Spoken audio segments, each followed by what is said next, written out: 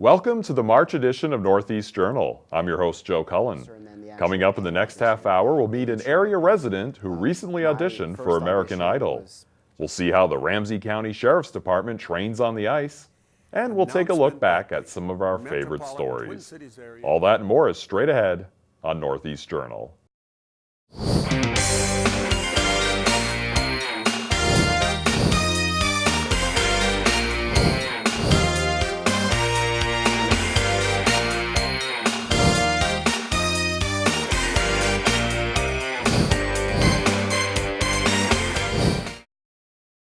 Hello everyone and welcome to the March edition of Northeast Journal. I'm your host Joe Cullen. Every month on Northeast Journal we give you an inside look at the people and places that make up the northeast section of the Twin Cities. The Ramsey County Sheriff's Department recently did some training on the ice. Producer Mary Klein and photographer Jeffrey Wilson have this report. That ice is pretty thick. Don't put yourself in a spot where you're risking your life or the life of someone else. If you don't know the lake, if you've never been on the lake, it's not a time to go out for a joyride. Ice fishing is a pastime that helps many Minnesotans survive long winters, but nearly every year people die after falling through ice.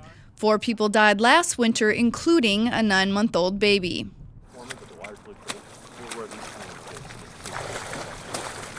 The Ramsey County Sheriff's Department's Water Patrol functions as a rescue unit and conducts drills during winter. If he doesn't respond, maybe he's frozen to the ice, maybe he's beyond response.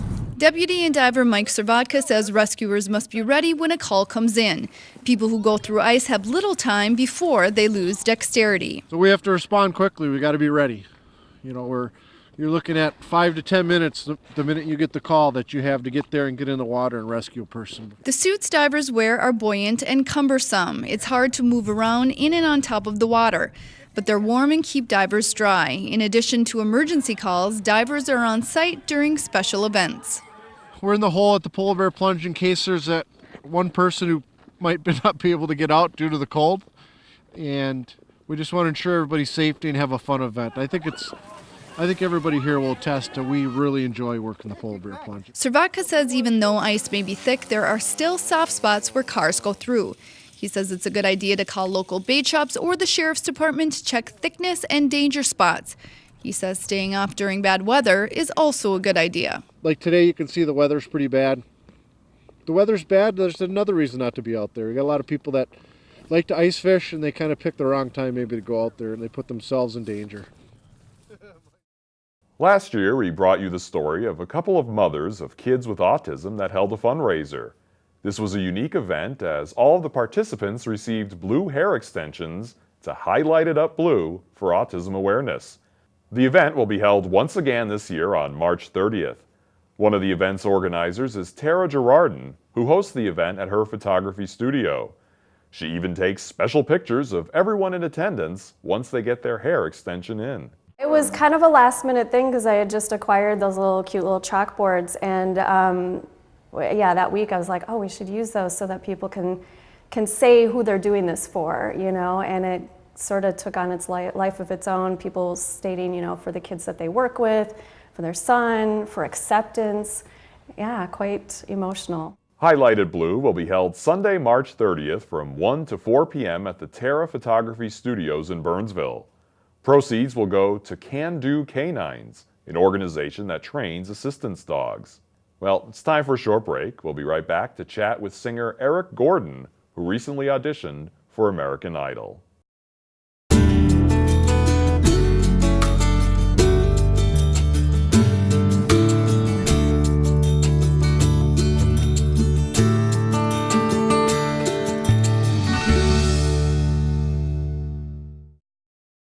Welcome back to Northeast Journal.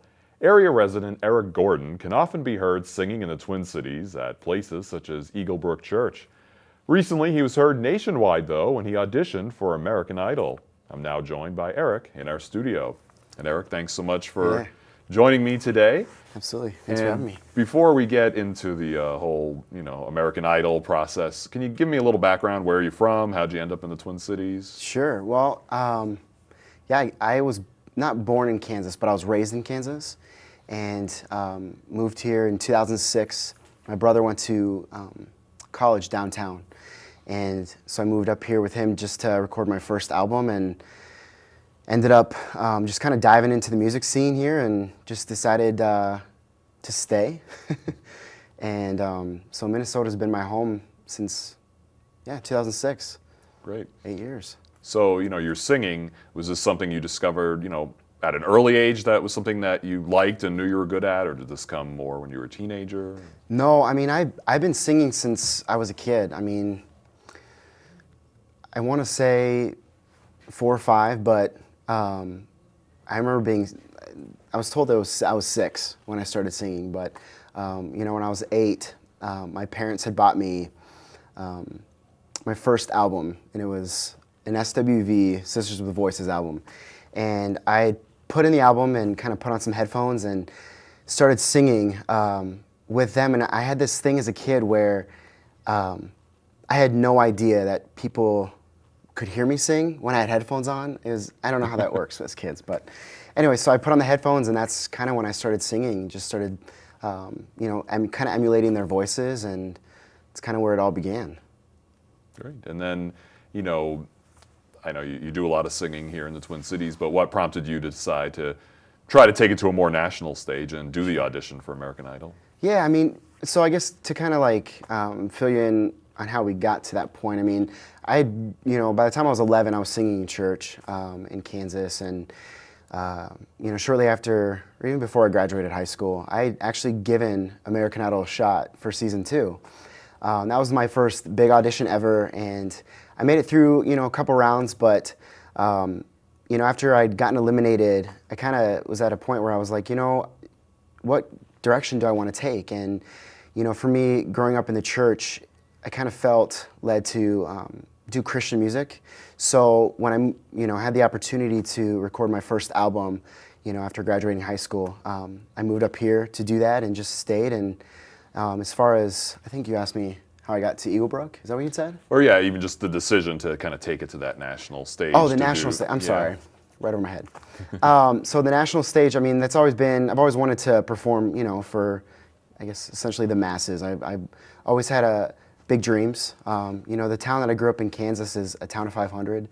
And I knew early on that I wanted to sing, I wanted to make albums, and I wanted to tour the country and, tour internationally. And so I've always, the dream's always been there, but, I gave it my first shot, season 2 of Idol. So I want to say I was 15 or 16. And then I had done a couple reality TV shows, a couple different Christian reality TV shows, and a couple things in Nashville. And then kind of on a whim, re-auditioned for American Idol this last season. So, yeah. And now where did I know they host, different tryouts throughout the country. Where did you go to do your audition this time? So I actually did my audition online. I ended up doing my, executive producer and then the actual panel audition in Detroit. But my first audition was just an online submission, and then 4 days later, the producers reached out and asked me if I'd want to come audition. So I didn't know what was going to transpire. It's just kind of how it panned out. So, tell me a little bit about this audition process. I mean, many of us watch at home and, kind of see these rounds, but, there's a feeling that obviously a lot of people are auditioning, but, how many hoops do you have to go through? How much time is spent waiting? What can you fill us in about that? It's a lot. I mean, it's not a glamorous process by any means. So, for me, I was able to bypass, I want to say, at least a half a dozen. There's a half a dozen rounds before you get to the panel, but I was able to bypass 2 or 3. Which was nice, because I don't know if you've seen the stadiums that they fill up, but they call it a cattle call. I think that's what they call it. Yeah. Anyway, okay, so they call it the cattle call rounds, and those are all-day events. I mean, I've done those before, and it's daunting. I mean, it's a full day, 12-hour day, just going through different rounds and telling the same story to somebody else from the show. So anyway, so I was able to bypass the first several rounds, and then, so by the time I was actually set to audition before the producers, which was the first round that I was able to do, that was it. It was that round, and then I was able to audition for the panel about a month later. So what's, going through your head? You're there, you got Keith Urban, Jennifer Lopez, Harry Connick Jr. Were you more nervous singing for them than you would be just, on a weekend singing for thousands at Eaglebrook Church or somewhere else? Yeah, it's one of those things where you have to get into a zone. And I even do it at church because I, for years, battled crippling anxiety. I mean, so much that, like, I would purposely not go out for shows or, use my gifts just because of the fear that it created. But so for me, I've had to learn how to cope with that, and it's still something that I struggle with. But the answer to your question is I get into a zone to where there's unfortunately no backing out. You have to do it, and so by the time I get into that room, I'm already faking the confidence in a sense, because that's the thing. They will totally soak up if you go in there scared. They'll see it. I mean, it's evident. It's all over my face. And even when I watched my audition, I was terrified in that moment. I see it. Some people have seen it because they know me, but you just got to go in there just feeling like you belong there. So did it throw you off at all? I know from seeing your audition on TV, I'm sure as soon as you get in there, you just kind of want to get it over with, start singing. But yeah. They spent, a minute or so. They were talking about your hair and your look and that type of thing. Did that put you at ease, or did that make you more nervous to just want to get going? I think it's kind of nice because you get to build.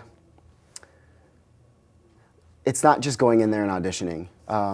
So it's kind of nice. It kind of breaks the ice a little bit. But I don't know if you saw, there's this chamber part where they show you before you go in to audition. And they make it look like you're in there for about a minute. But you're really in there, I would say I was in there for about 5 minutes. And you're listening in this, it's like a dressing room, but you're listening to the person that's going before you.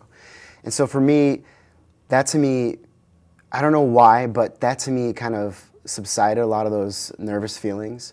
That by the time I went into the room, I guess I didn't really answer your question before, but it is like an 8-hour day. So it's not like I walked in off the street and I was able to audition for them in 30 minutes. I mean, you're seeing tons of people go before you, people getting no's, people getting yeses. It's, so you're seeing all of that, and that to me kind of, subsides the anxiety a little bit.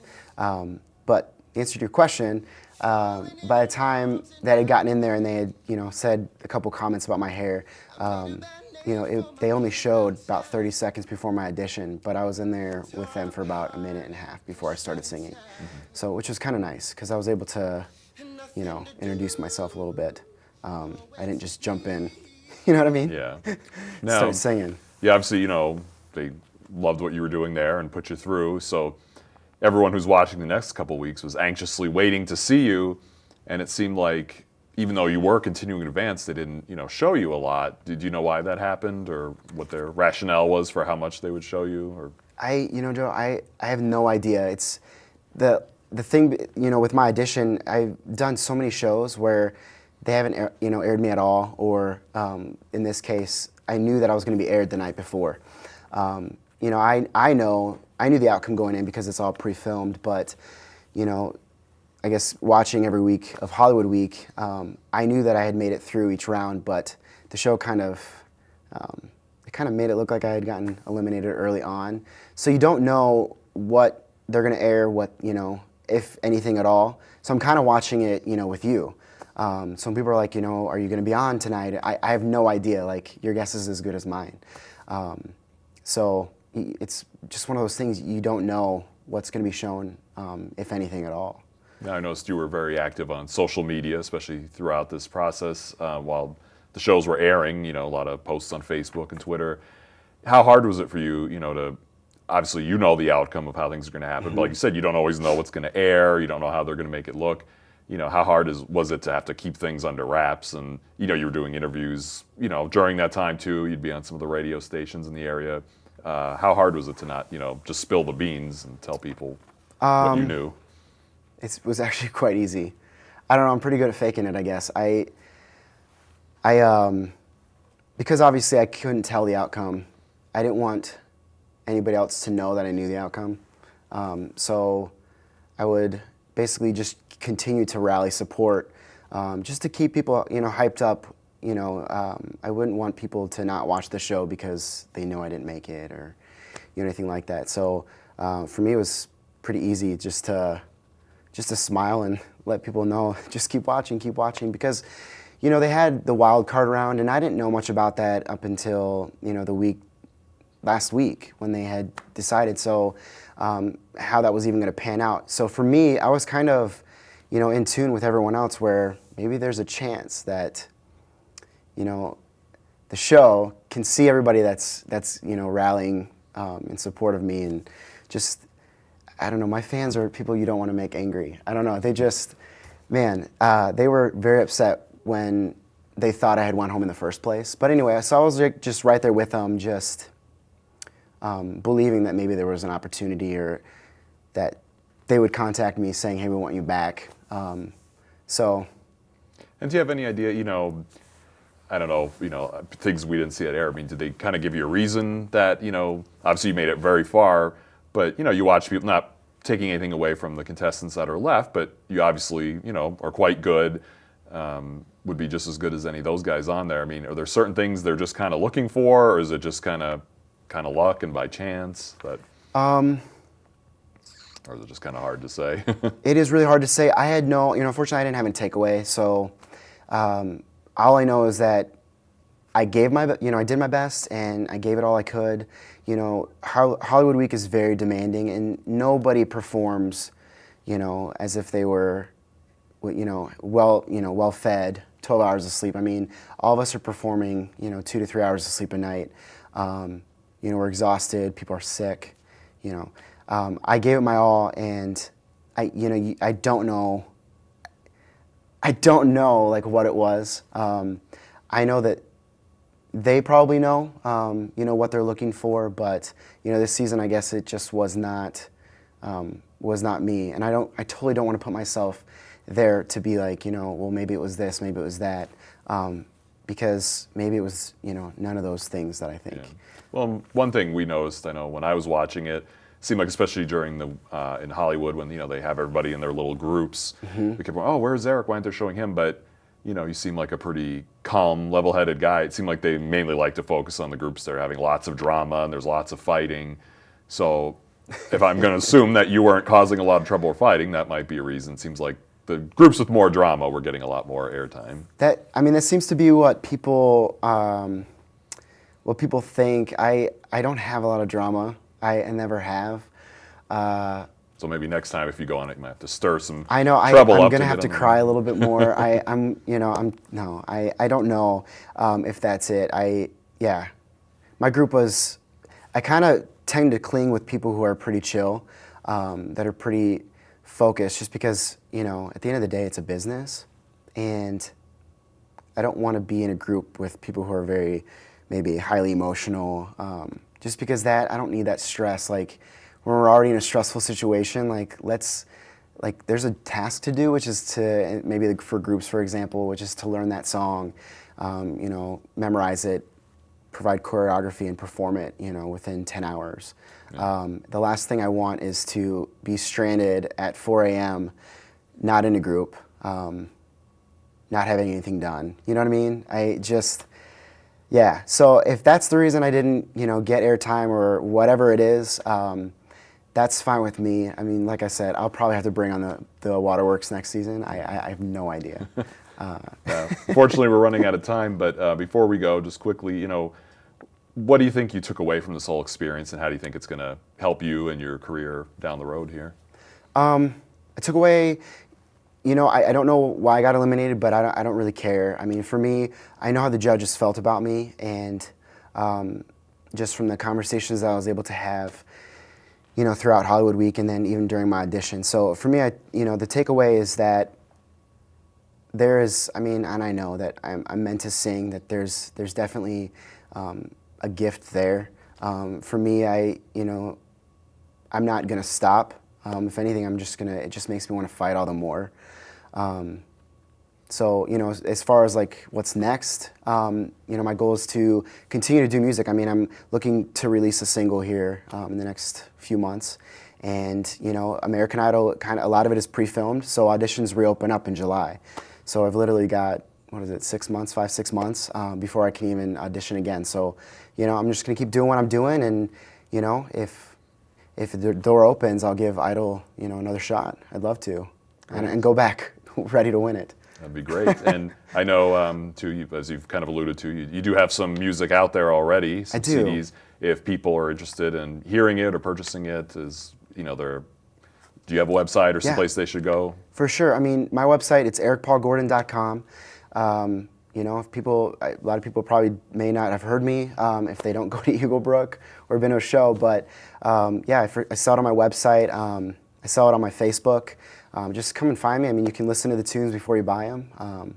But yeah, that's where you can find it. All right, great. Well, I hope people check out your music, and hopefully we'll be hearing a lot more of you locally and nationally in the future. Absolutely. Yeah. Right. Thanks a lot. Thanks for having me. And it's time for another short break. We'll be right back.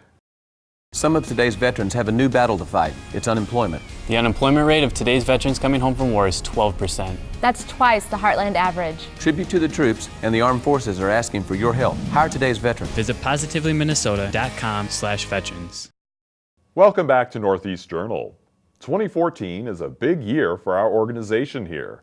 It's the 30th anniversary for the Ramsey Washington Suburban Cable Commission and the 20th anniversary for the Government Television Network. We'll be celebrating these special occasions throughout the year on this show and on our channel. We'll also have some special events taking place in September that you can attend. We've had a brutal winter so far, but warmer temperatures will surely have to arrive someday. What better way to think of spring and summer than baseball? Here's a story we did the first year Target Field opened about the Twins team curator, Clyde Deppner.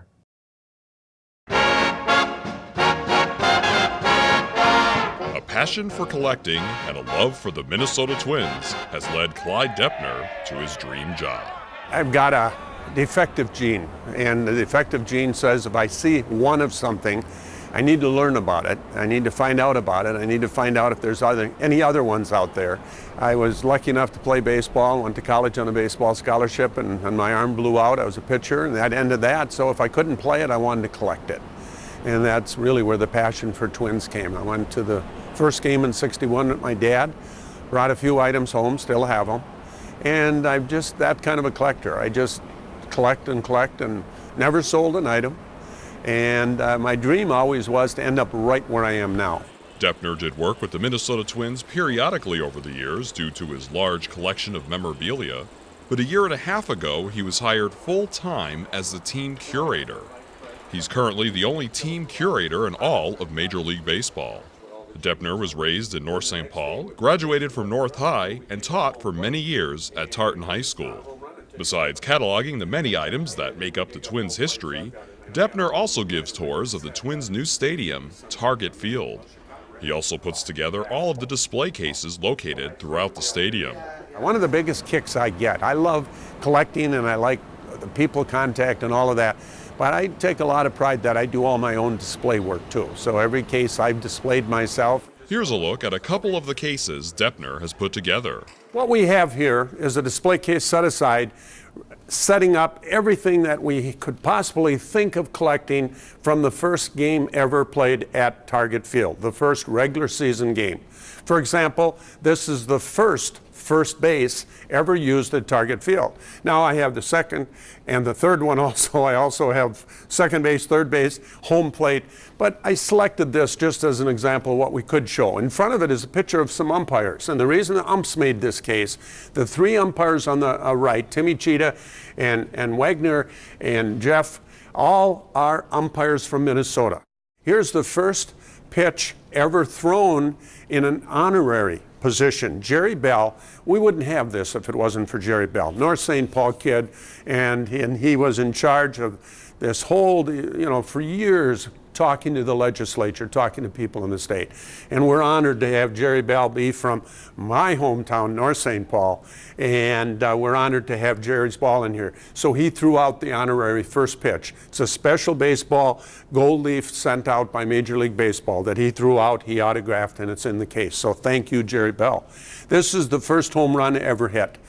Jason Kubel hit it, and A.J. Nitschke caught it, and there's a great photo of him here too. I identified the fan, Robert Metcalf, that took the picture, because one of my goals is to always tie together the event to the fan. It's not about necessarily we curators, it's about the fan, it's about the game of baseball, and it's tying everything together.